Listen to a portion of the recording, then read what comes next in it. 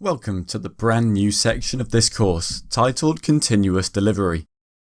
In this section, we will look at topics such as evolution of continuous integration and continuous delivery, continuous integration, Jenkins, a continuous integration tool, understanding continuous delivery.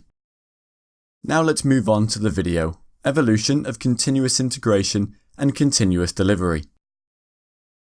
In this video, we will first understand SDLC, then Agile Software Development Process, and finally, look at how the Agile Software Development processes work.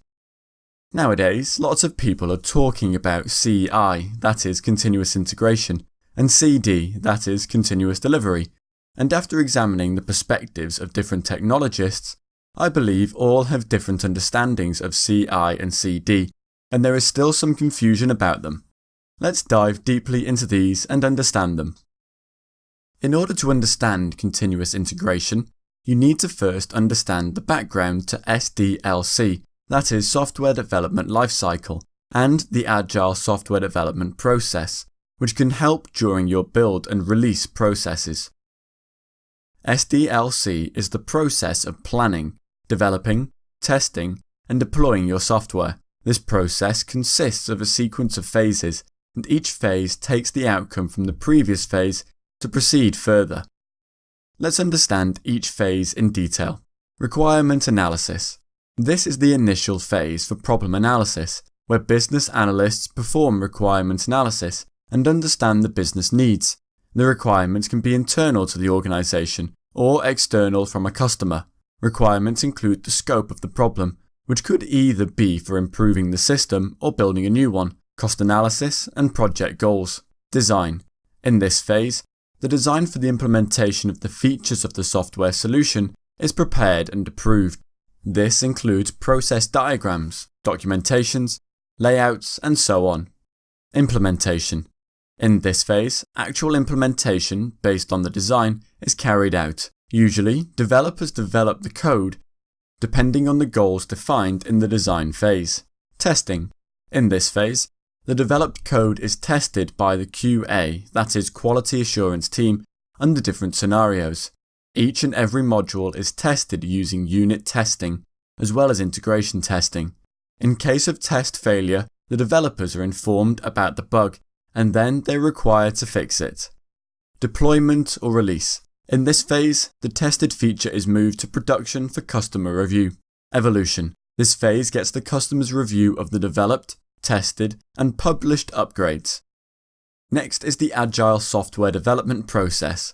The Agile Software Development Process is an alternative to the traditional software development one.